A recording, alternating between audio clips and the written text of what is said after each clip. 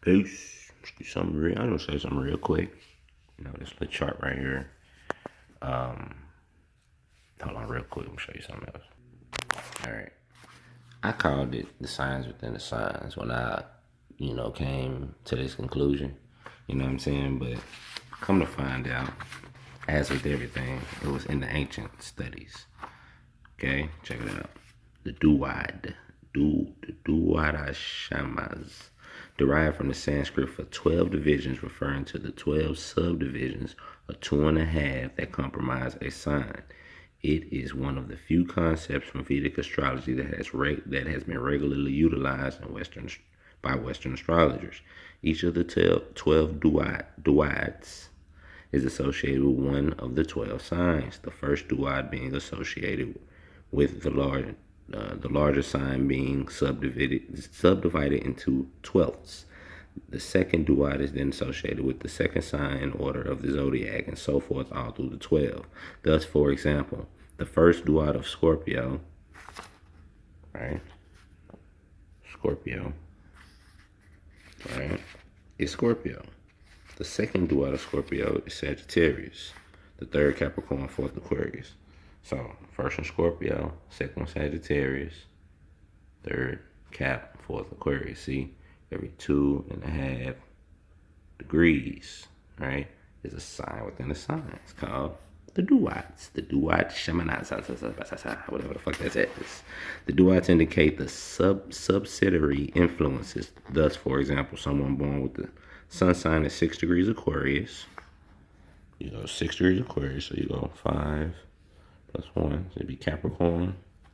Hold on, it said Scorpio, right? Yeah, 6 degrees Scorpio. I said Aquarius, my bad. Will be slightly influenced by the sign Capricorn. Funny they say this, because watch what I show you. Although she or he will still be a Scorpio, normal influence of this sign will be somewhat modified by Capricorn. Damn, I hate when I do that. Thus, the modification is relatively minor and is usually ignored by Western astrologers unless they are examining the sublidities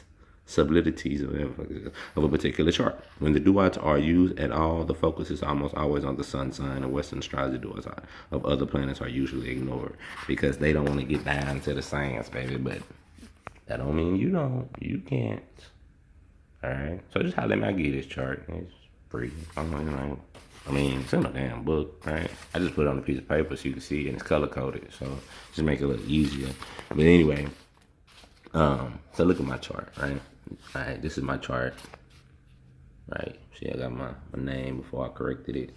Anyway, all right, so look, my sun is 19 degrees, my moon is 25 degrees Pisces, 19 degrees Gemini, 25 degrees Pisces, right? That's a square, FYI, okay? But look, both of them in the Capricorn degree. That's a hell of a coincidence, ain't it? Okay, 19 degrees, Gemini, right? Gemini, 19 degrees between 17 and 20, right? Capricorn, and then 25 degrees Pisces. Bam, 25. So, see, I made the chart real simple, so you can come straight to it. You say, oh, okay, I missed that in the third. Now, peep, my Mercury is 23 degrees Pisces, right? So they go back to where my moon. Right. Then my Venus is 4 degrees Taurus, which is Gemini, so they go back to my sun sign and my Mercury. Right. Now check my Jupiter and Saturn, different signs, both in Leo aspects. That's some shit. And then once again back to Gemini. Then we go back to Aquarius, where my Jupiter is, and then my Neptune is in Capricorn. You see, so I take you back to that. Right, you see the interconnectedness here, the divinity. Okay, North Node, 17 degrees, Taurus.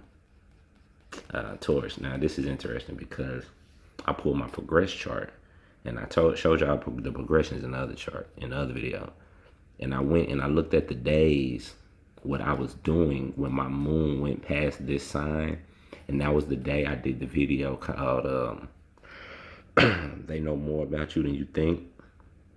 It was, I got like 1,500 views on it, you know what I'm saying? Which is a lot for somebody like me, right? So I did like 5 videos in one day when my moon had progressed to 17 degrees Taurus. And my moon is now about to hit 0 degrees Gemini, which is where my vertex is. So something finna shake. in my life, real major. And it's gonna be beautiful because the other day the moon went past this. And I had like one of the best days of my life, like 2 days ago.